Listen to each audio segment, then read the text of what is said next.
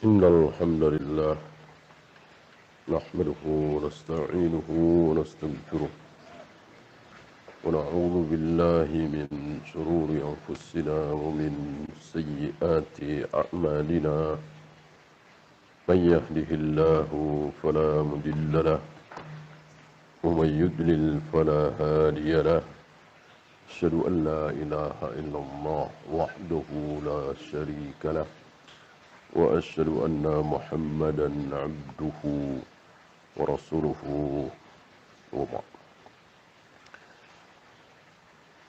Kita sampai surah Asy-Syams, salah satu surat yang dianjurkan oleh Nabi kepada siapa kemarin? Mu'adz bin Jabal. Mu'adz bin Jabal ketika mengimami jamaah di kampungnya dengan surat yang panjang sekali. Maka ada salah satu jamaahnya yang keberatan lalu membubarkan diri. Mufaraqah, pulang. Dan marah Mu'adz, terjadi perseteruan. Nabi menyalahkan Mu'adz, tidak menyalahkan orang itu, karena orang awam. Walaupun tentu salah. Nabi menyarankan kepada Mu'adz bin Jabal untuk membaca surat-surat yang tidak terlalu panjang. Halla salaita bi sabbih isma rabbikal a'la wasyamsi waduhaha wal laili idza yaghsha. 3 surat ini disarankan oleh Nabi kepada Mu'adz bin Jabal. Jangan berarti yang dibaca Mu'adz bin Jabal kemarin-kemarin itu mungkin 3 kali lipat, 4 kali lipat panjangnya dari surat ini. Ya. Kan sabbihisma rabbikal a'la wasyamsi waduhaha, enggak pendek-pendek amat. Gitu ya. Nah, jadi tidak mentang-mentang disuruh pendek maka Nabi menyarankan kuliah sama kulhu ina ataina ya, tapi yang enggak terlalu pendek. Wasyamsi waduhaha, sabbihisma rabbikal a'la, al-a'la, asyams dan al-lail. Ya.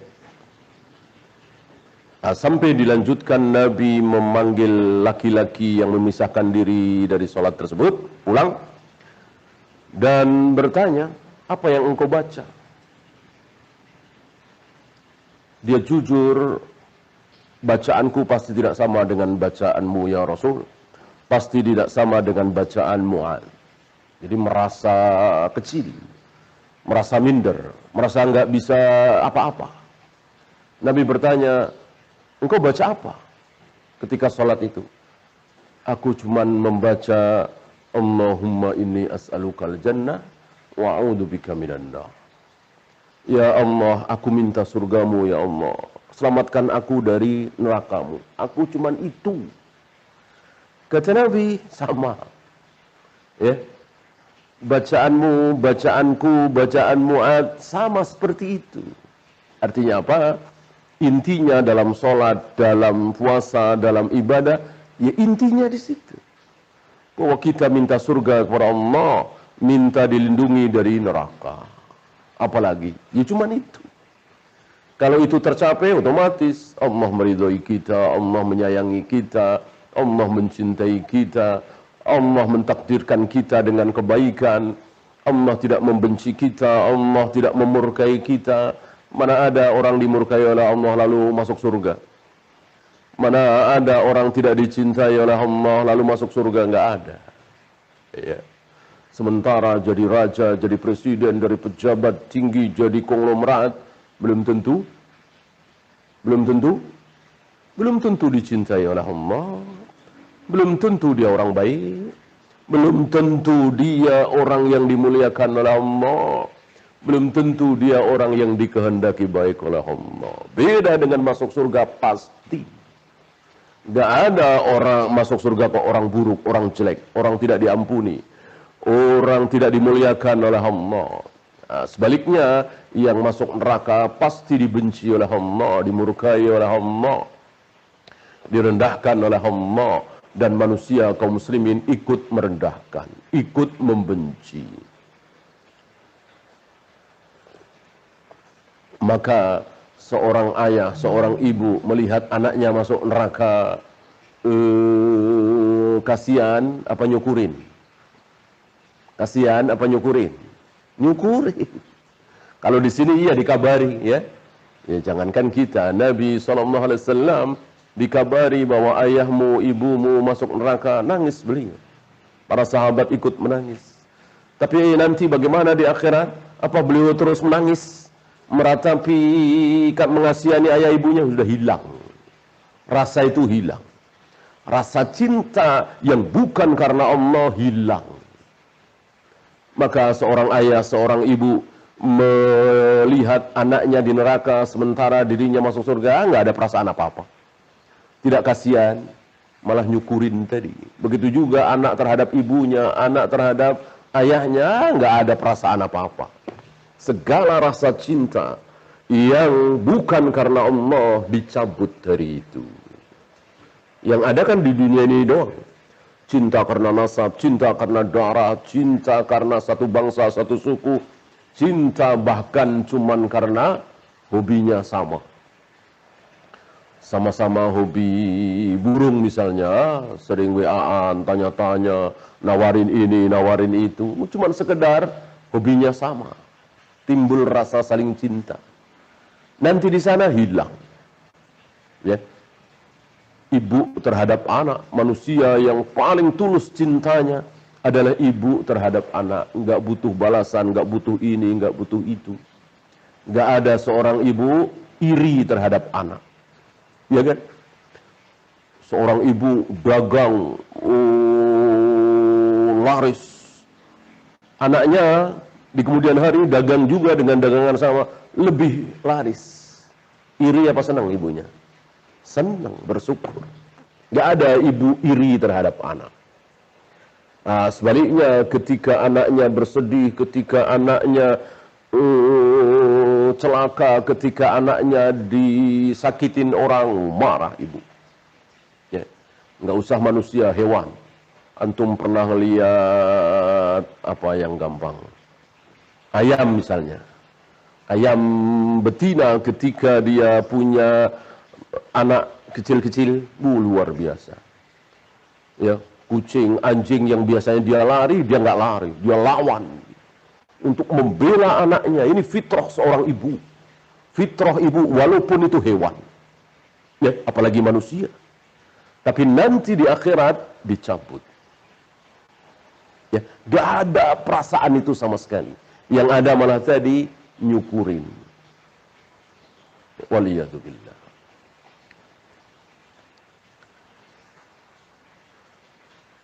Setelah beliau mengawali dengan Bismillahirrahmanirrahim, kemudian wasyamsi waduhaha, demi matahari dan duhanya.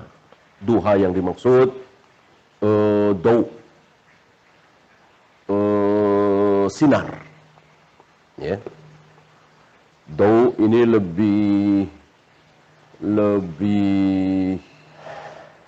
lebih terang dari nur, ya.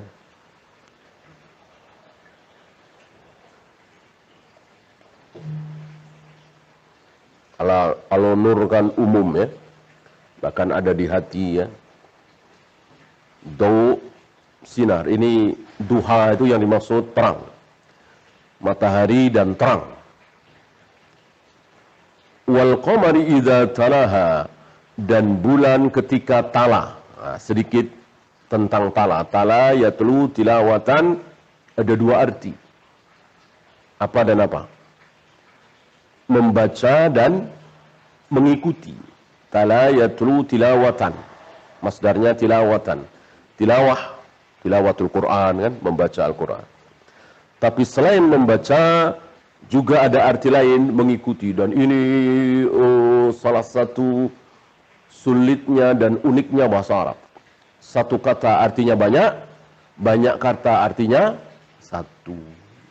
Ini luar biasa. Bahasa kita juga ada seperti itu, kan jarang sekali. Ya, jarang sekali. Satu kata artinya banyak, ada di bahasa kita, tapi sedikit sekali.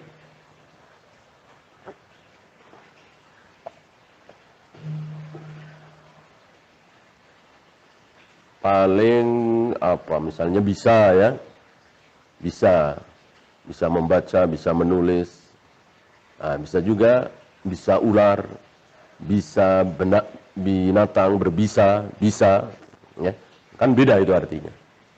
Nah, mungkin sedikit bahasa kita dalam bahasa Arab luar biasa. Ini salah satunya. Tala yatlu tilawatan. Kenapa? Karena ada sebagian kaum muslimin memaknai salah apa yang terdapat di suratul Baqarah.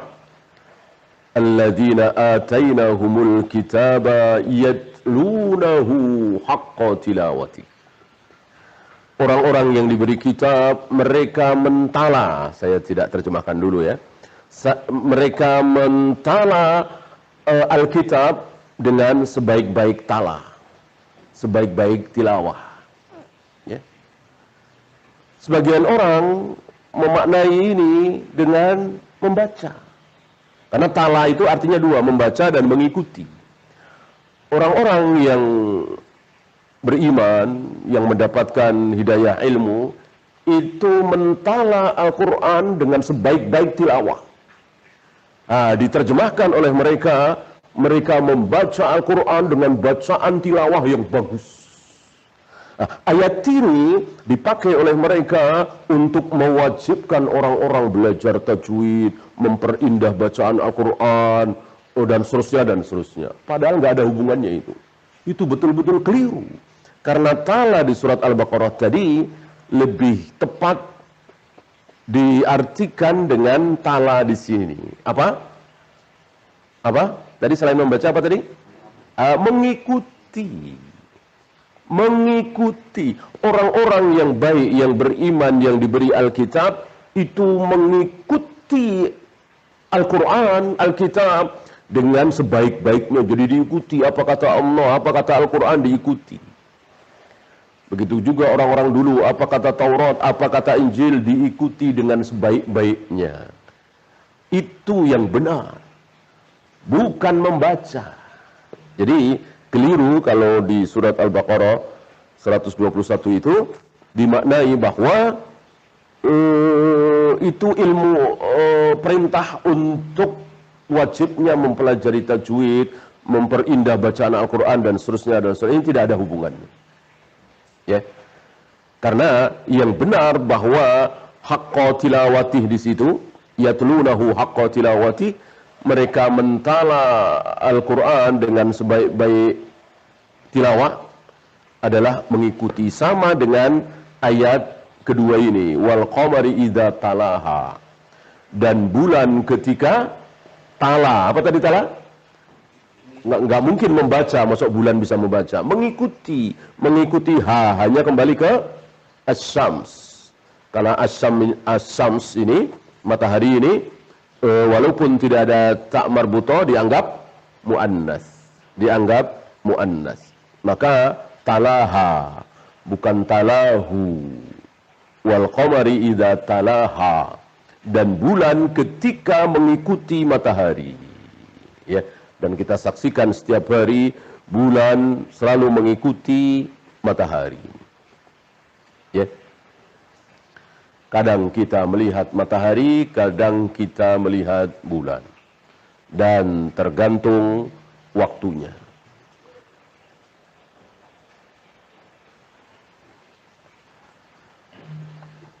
Wan nahari idza jallaha, dan siang ketika jalla, menampakkan matahari tersebut. Ketika siang kita melihat matahari. Sebaliknya, wal-laili idza yaghshaha, ketika malam tidak. Ya. Apa yang difirmankan oleh Allah kita saksikan. Ya. Inilah Al-Quran, inilah wahyu. Beda dengan yang bukan wahyu, yang dimasukkan ke dalam wahyu, ke dalam Taurat, ke dalam Injil, ke dalam Al-Ahdul Qadim, Al-Ahdul Jadid, perjanjian lama, perjanjian baru. Bukan firman, bukan wahyu, dimasukkan ke situ. Maka tidak melihat, tidak disaksikan oleh manusia. Apa yang terdapat, banyak yang terdapat dalam Taurat dan Injil, perjanjian lama, perjanjian baru hari ini, tidak disaksikan. Ya, beda. Karena memang bikinan manusia disisipkan oleh para pendeta, para pastor, dan banyak terbongkar. Luar biasa banyak terbongkar. Sebaliknya Al-Quran terbongkar juga, tapi kebenarannya. Kalau Taurat dan Injil hari ini terbongkar apa? Kepalsuannya, nggak benar ini. Ya. Al-Quran terbongkar kebenarannya. Ini barangkali orang yang ahli ilmu astronomi dan seterusnya membaca ayat ini beda dengan kita yang nggak tahu apa-apa tentang astronomi, ya, tentang wal qamari idza talaha. Sebagaimana seorang nakoda kapal kafir Inggris akhirnya masuk Islam karena apa yang disaksikan hampir setiap hari di tengah lautan ternyata sudah difirmankan oleh Allah 1400 tahun yang lalu. Ya. Ketika dia belum lahir. Ya, ketika dia diberi Al-Quran terjemah oleh seorang muslim India karena dia berlayar dari Inggris ke India tahun 1900-an ya. Yang akhirnya beliau bertemu dengan Syekh Rashid Ridho. Yang menceritakan kejadian ini Syekh Rashid Ridho. Ini salah satu saja di antara ratusan ilmuwan yang akhirnya masuk Islam karena mendapati ilmu yang dia pelajari selama ini ternyata sudah difirmankan oleh Allah 1400 tahun yang lalu. Yang ahli jantung misalnya, yang ahli kulit, ya. Ada saya lupa di mana ahli kulit, ahli saraf ketika membaca ayat wa baddalna juludan ghairuhu. Ketika mereka sudah disiksa dengan luar biasa di neraka, kulitnya habis, maka kami ganti kulit yang baru. Dengan ayat ini dia tertarik dan masuk Islam. Kenapa? Karena dia menyelidiki selama ini ahli saraf bahwa sakit itu ada di kulit. Ketika kulitnya hilang, rusak, sarafnya rusak, nggak ada rasa sakit lagi. Ya. Ini sudah difirmankan oleh Allah 1400 tahun yang lalu. Padahal dia baru tahu. Itu pun setelah mengkaji dengan menghabiskan waktu, menghabiskan pikiran. Dan ini banyak sekali. Wal ardi wa ma tahaha, dan bumi ketika dihamparkan. Dihamparkan ini bukan berarti bahwa bumi ini datar, pasti datar karena dihamparkan seperti karpet gitu. Ya. Tidak, karena di dalam bumi ini kan ada gunung. Karena di dalam bumi ini, di permukaan bumi ini ada bukit, ada gunung yang tentu tidak datar, ya. Atau mungkin kita melihat bola misalnya, kan tidak datar, bulat, ya. Karena kita dengan bola gedean kita. Bagi semut atau yang lebih kecil dari semut, ketika dia berjalan di atas bola sebelah sini, ya dianggapnya datar. Ya. Padahal perbandingan semut dengan bola itu nggak ada apa-apanya dibandingkan dengan perbandingan kita semua dengan bumi. Maka walaupun bumi ini bulat, maka nampak oleh kita datar. Ya.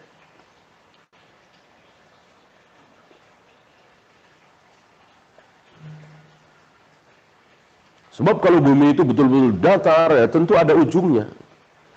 Kalau kita berjalan terus ke barat, ya mentok. Berjalan terus ke timur, ya mentok. Mentoknya apa? Nggak kebayang, ya. Sementara ilmuwan Islam sudah menemukan bahwa bulat. Ilmuwan kafir Columbus baru menemukan ya sekitar 200 tahun yang lalu. Ya.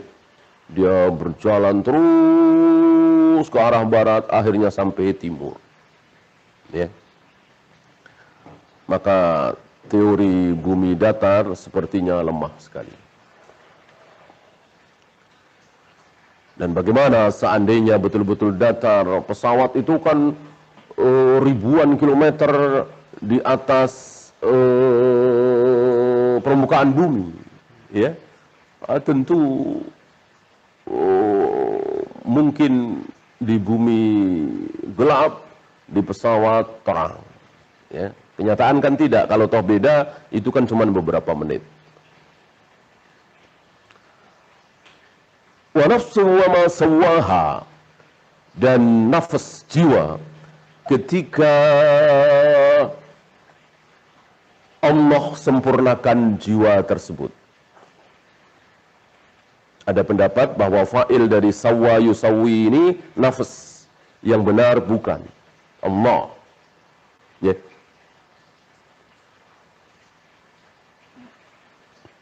Nah, ini ditunjukkan oleh ayat berikutnya ke-8. Fa'alhamaha fujuraha wa taqwaha. Allah ilhamkan fajirnya dan takwanya. Takwa lawan kata fajir, fajir lawan kata takwa. Buruk dan baik. Takwa itu baik, fujur tidak baik. Buruk. Siapa yang mengilhamkan kebaikan dan keburukan? Allah. Bukan nafas itu. Bukan si nafas. Nanti akan dibawakan riwayat oleh beliau bahwa yang melakukan adalah Allah, bukan nafas. Kalau maunya kita, maunya jiwa, maunya nafas, ya tentu baik. Mana ada orang yang memang mau masuk neraka? Jika ada itu bohong-bohongan, atau ngeledek, atau emosi. Ya, nggak ada orang sekafir apapun, sejahat apapun kalau ditawari, tentu pengennya masuk surga. Ya. Tapi justru yang masuk surga dengan yang masuk neraka, banyakan mana? Banyakan mana? Masih ingat? Banyakan neraka. Setiap 1000 manusia yang masuk neraka berapa? 999. Hanya satu yang masuk surga, 1 banding 1000. 1 dan 999. Nah, siapa yang menentukan? Tentu Allah Rabbul Alamin. Siapa lagi? Masuk iblis, masuk Jibril, Mikail? Tidak. Yang menentukan si A masuk surga, si B masuk surga, si C masuk surga, si D masuk neraka, hanya Allah satu-satunya. Termasuk Allah menentukan. Si A ini hidupnya begini-begini, si B ini hidupnya begini-begini, si C ini hidupnya begini-begini. Si A rajin sholat, si B malas sholat. Si A beriman, si B kafir. Siapa yang menentukan? Allah Rabbul Alamin. Siapa lagi?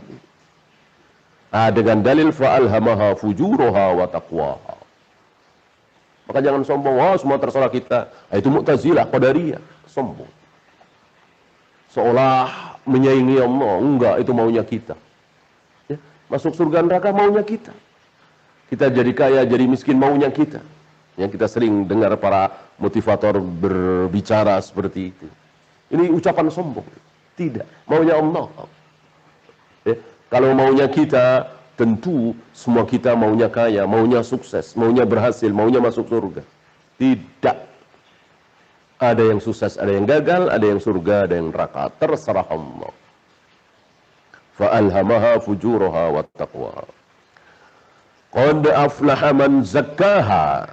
Sungguh beruntung orang yang dizakka, dibersihkan oleh Allah. Fa'ilnya Allah, bukan nafas. Ya. Maka keliru kalau ada terjemahan, sungguh beruntung orang yang membersihkan dirinya. Ya. Saya kira banyak terjemahan seperti itu. Yang benar, Allah yang membersihkan dia. Ya. Fa'ilnya Allah. Wa qad khaba man dassaha, dan sungguh rugi orang yang dirinya dikotori, dibikin kotor oleh Allah. Ya.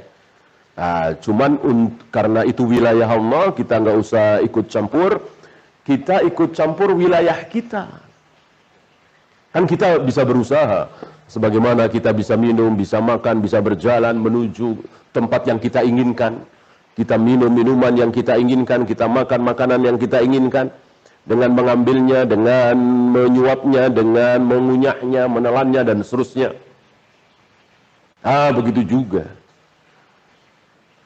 Dengar azan, ya tinggalkan kerjaan, kita ambil wudhu, kita salat.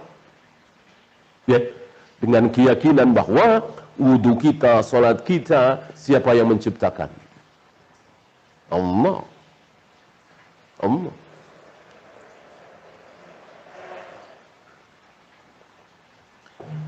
Ya, beliau hanya menafsirkan sampai di sini dulu. Untuk ayat 11 sampai 15 belum ditafsirkan dulu oleh beliau. Ya, kita ikuti penafsiran dari beliau. Banyak pendapat tentang apa itu duha, apa itu jalla, apa itu yaksha, ya. Intinya seperti tadi yang kita singgung sedikit.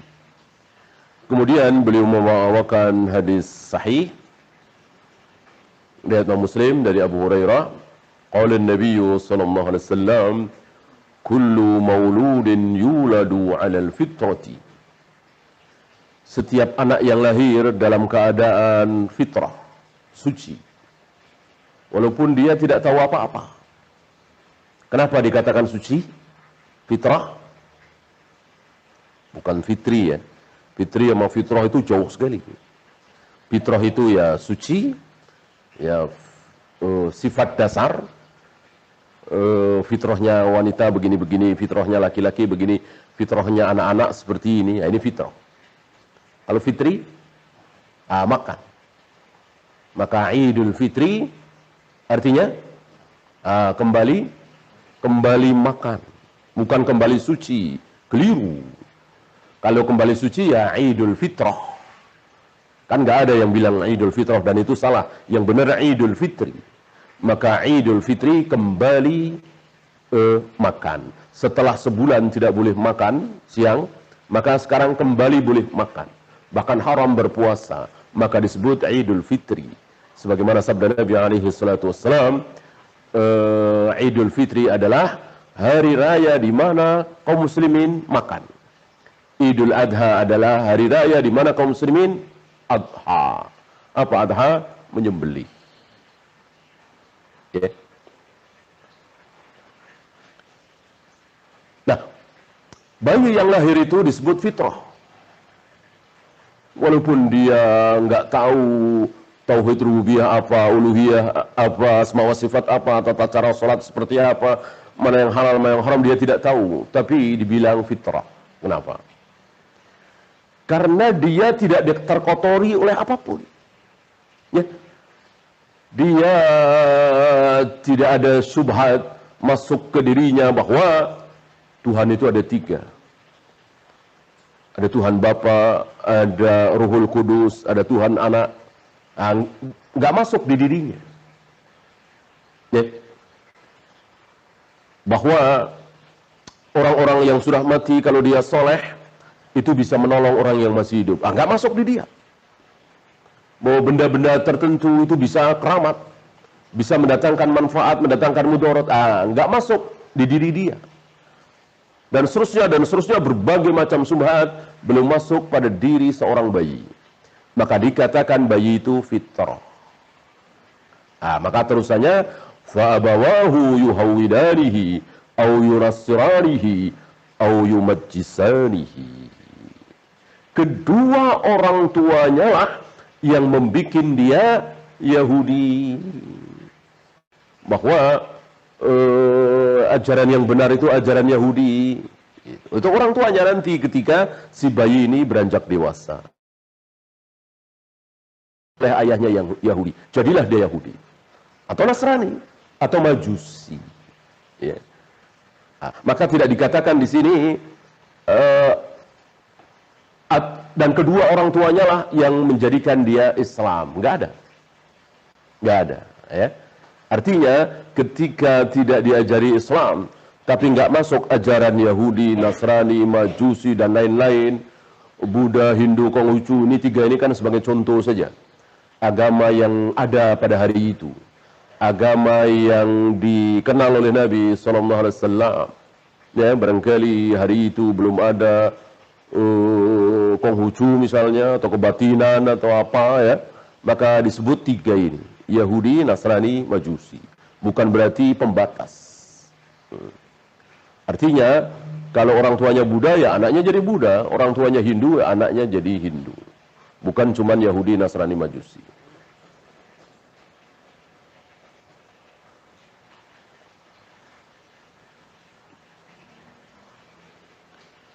Maka ketika seorang bayi mati, Nabi katakan dia mendapatkan pengasuh di surga.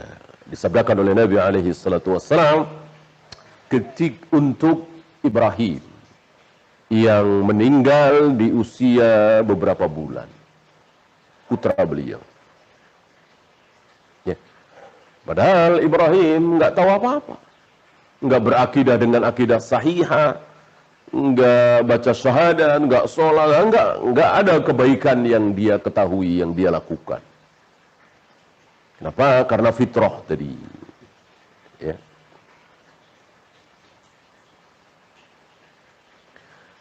Ini semakna dengan hadis qudsi.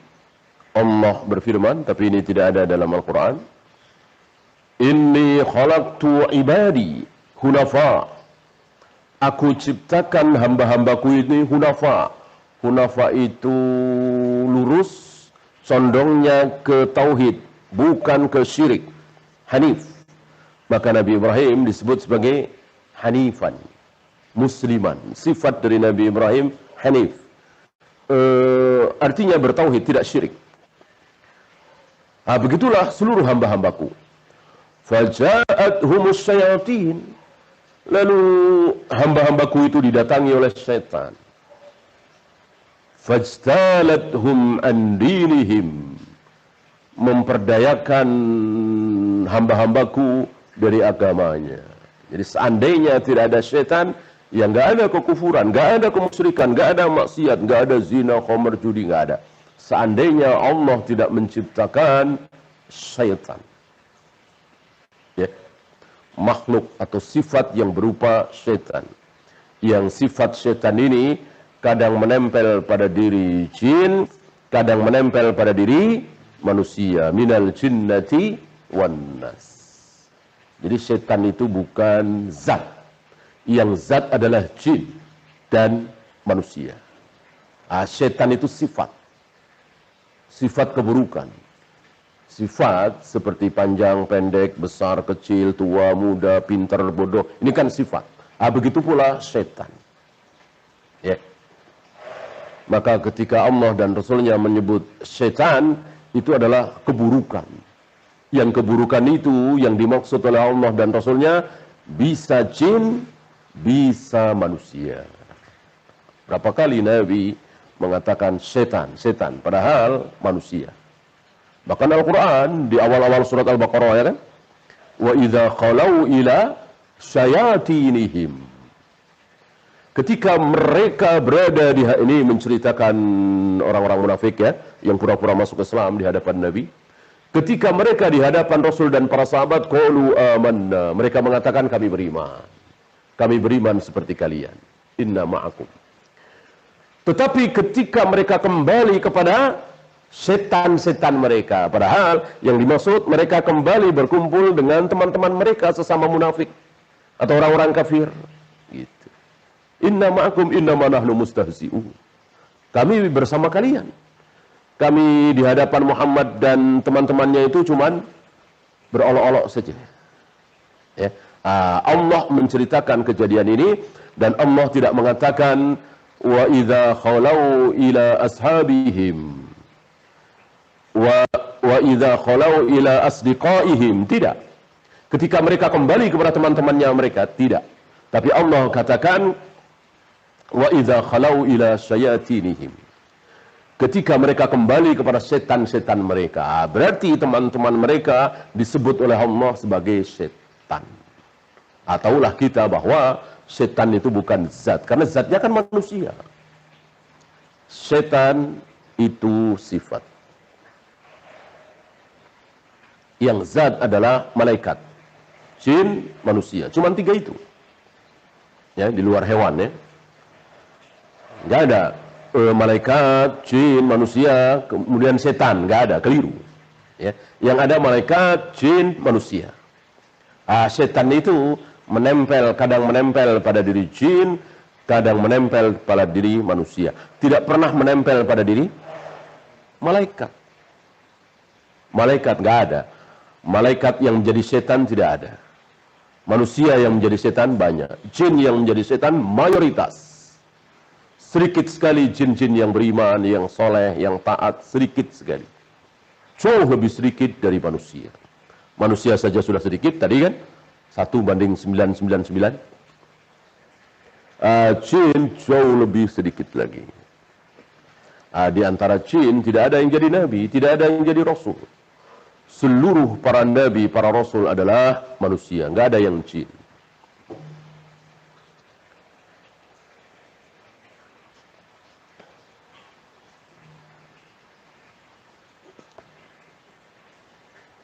Nah, ini yang kita singgung sedikit tadi. Ini ada riwayat dari Abul Aswad. Abu Aswad ini murid dari Imran bin Husain. Imran bin Husain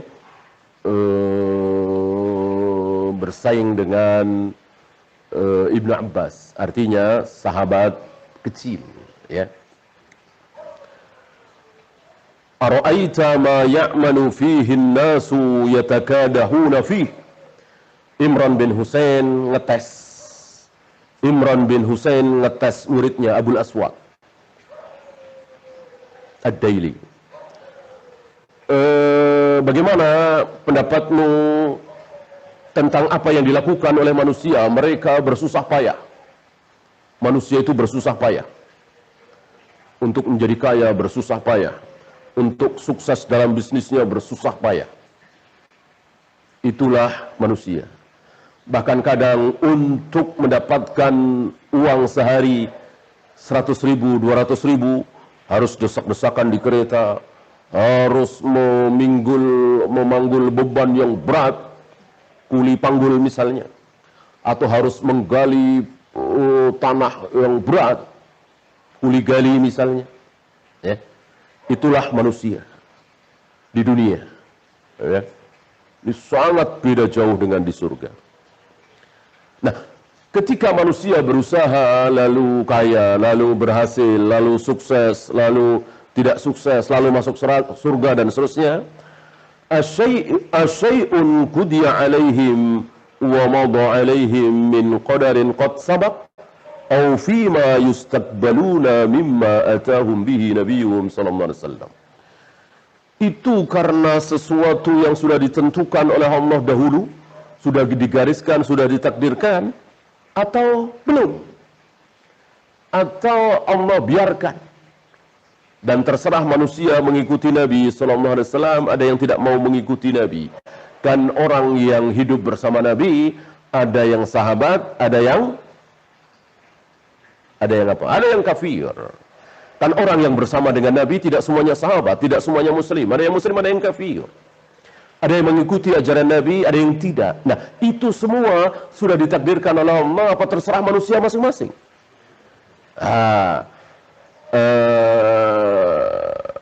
Berikanlah hujjah, kata beliau, kata sahabat ini Imran bin Husain kepada muridnya. Muridnya menjawab, bal syai'un qudiya alaihim. Oh, sudah ditentukan, sudah ditakdirkan, sudah digariskan. Jawabannya benar. Imran bin Husain ngetes lagi, fahal yakunu dzalika zulman?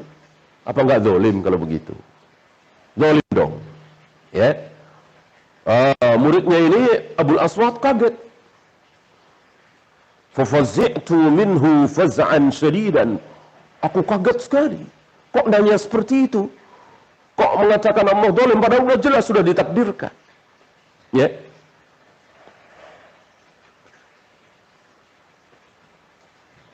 Baru Imran bin Husain mengatakan,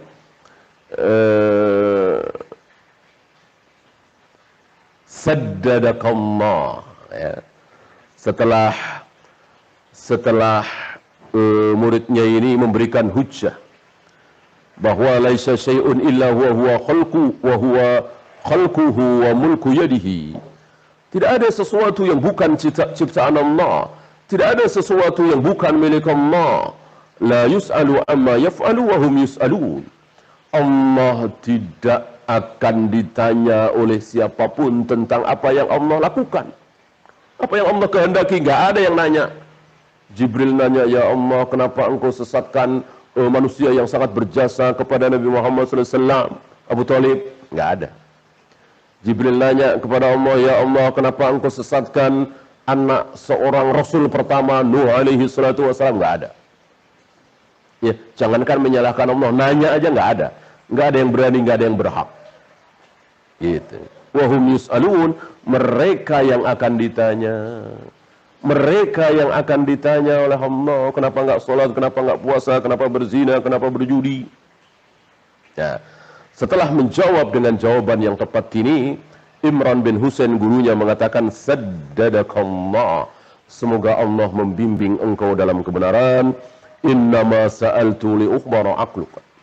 Aku bertanya untuk menguji akalmu.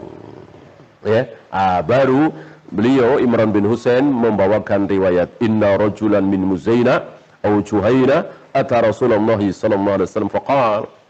Dulu ada seorang laki-laki dari Juhainah datang kepada Nabi sallallahu alaihi wasallam bertanya, ya Rasulullah, ara'aita ma ya'malun nasu fihi yatakadahun. Pertanyaannya sama seperti pertanyaan Imran bin Husain tadi.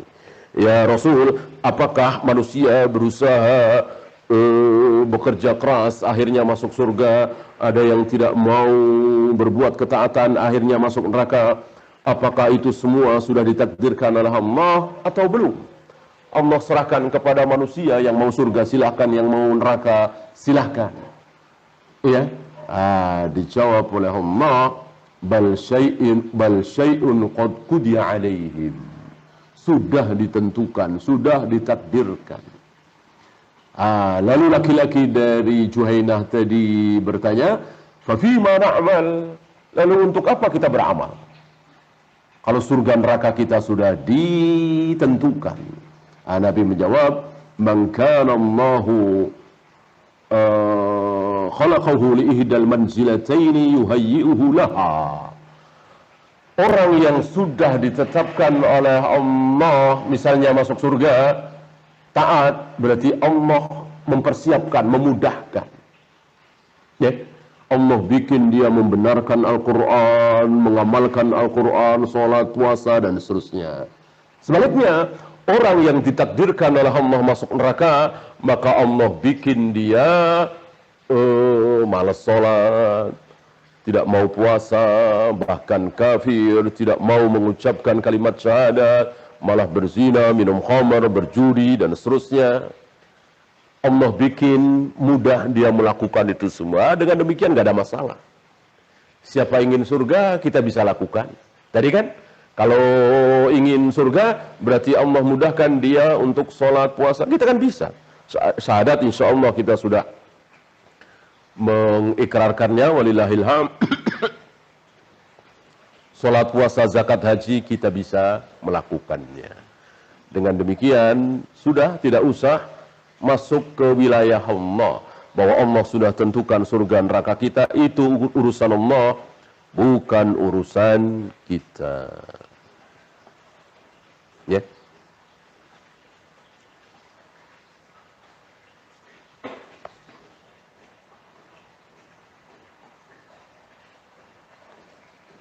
Satu lagi. Riwayat Aisyah, annaha faqadat an-nabiyya sallallahu alaihi wasallam min madja'ihi. Aisyah kehilangan Nabi sallallahu alaihi wasallam saat tidur bersama. Artinya tidak menempel badan Nabi, tidak bisa meraih badan Nabi, ya kayak Nabi nggak ada. Falamasathu biyadiha. Lalu Aisyah meraba-raba dengan tangannya. Di riwayat lain Aisyah sendiri yang bicara. Aku meraba-raba, ya. Fa waqa'at alaihi wa huwa sajidun. Lalu tangan Aisyah menempel kedua kaki Nabi saat Nabi sujud. Nah, ini menunjukkan bahwa Nabi sujud itu telapak kaki kiri dan kanan berjauhan apa nempel? Nempel, ya. Kalau berjauhan, ya tentu tidak mungkin teraih dua-duanya oleh telapak tangan Aisyah. Wa huwa yaqul, dalam sujudnya itu Nabi berdoa. Taulah kita bahwa doa terbaik adalah ketika sujud, ketika sholat, bukan setelah sholat. Boleh-boleh saja, tapi bukan yang terbaik, bukan yang makbul. Tempat makbul itu di dalam sholat, bukan di luar sholat. Lebih makbul di dalam sholat daripada di luar sholat. Rabbi a'ti nafsi taqwaha wa zakkiha. Ya Allah, berikanlah kepada nafasku, jiwaku ini ketakwaannya. Lihat. Jadi bukan nafas beliau yang membuat beliau takwa, tapi Rabb Allah. Ya Allah, bikinlah diriku ini takwa dan bersihkanlah dia. Ya. Maka orang yang menerjemahkan dengan qad aflaha man zakkaha wa qad khaba man dassaha, diterjemahkan dengan sungguh beruntung orang yang membersihkan dirinya, sungguh rugi orang yang mengotori dirinya. Tidak tepat. Yang tepat, sungguh beruntung orang yang jiwanya dibersihkan oleh Allah, sungguh rugi orang yang jiwanya dikotori oleh Allah. Yang bikin bersih, yang bikin kotor Allah Rabbul Alamin. Allah satu-satunya yang berkuasa. Ini maka Nabi paling faham terhadap ayat tadi, maka Nabi berdoa seperti ini. Ya. Ya Allah, berikanlah takwanya dan bersihkanlah jiwaku. Anta khairu man zakkaha. Engkaulah sebaik-baik yang membersihkannya. Anta waliyuha wa maulaha. Engkau wali dan maula, ya, pelindung, pemilik nafas itu, diri itu, ya. Itu saja. Ada satu doa satu lagi. Karena Rasulullah sallallahu alaihi wasallam yaqul, Allahumma inni a'udzubika minal ajzi wal kasal. Salah satu doa Nabi, ya Allah, aku berlindung pada Engkau dari rasa lemah dan malas, wal haram, usia tua, pikun, wal jubuni wal bukhli, penakut, bakhil, wa adzabil qabr, dan azab kubur. Allahumma ati nafsi taqwaha. Sama dengan tadi. Berikanlah ke dalam nafasku ya Allah takwanya. Wa zakkiha, dan bersihkanlah nafasku. Anta khairu man zakkaha. Engkaulah sebaik-baik yang bisa membersihkan. Anta waliyuha wa maulaha. Allahumma inni a'udzubika min qalbin la yakhsha. Aku berlindung pada Engkau ya Allah dari hati yang tidak khusyuk. Banyak dari kita punya hati tapi tidak khusyuk. Ya, kesana kemari. Bahkan ketika harus khusyuk yaitu salat, pikirannya kesana kemari. Wa min nafsin la tasba', dan dari jiwa yang tidak pernah kenyang. Ya, dapat ini masih kurang, dapat ini masih kurang, dapat ini masih kurang. Sementara sebelah sana ada saudara kita yang dapat sedikit tapi dia senang, girang, ya, puas. Kita ingin yang seperti itu sebagaimana para nabi, para rasul, wabil khusus Nabi Muhammad sallallahu alaihi wasallam. Wa ilmin la yanfa', dan ilmu yang tidak bermanfaat.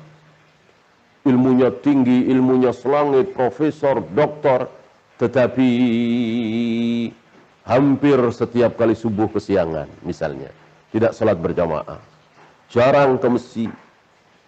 Ya, ini enggak manfaat ilmunya. Bahkan ilmunya dia pakai untuk sesuatu yang tidak diridhoi oleh Allah. Dia tahu itu bid'ah, tapi dia enggak berani mengatakan itu bid'ah. Dia tahu bahwa itu syirik, itu batil, tapi dia tidak berani mengatakan. Wa da'watin la yustajabu laha, dan doa yang tidak dikabulkan. Ya. Dan doa-doa Nabi ini sudah dikabulkan oleh Allah. Maka beliau termasuk hamba Allah yang doa-doanya dikabulkan. Ya, tapi bukan berarti bahwa semua 100%. Ada beberapa doa Nabi yang tidak dikabulkan, bukan berarti bahwa doa ini tidak diijabah oleh Allah. Wallahu a'lam. Ya, itu saja. Ada pertanyaan, silakan.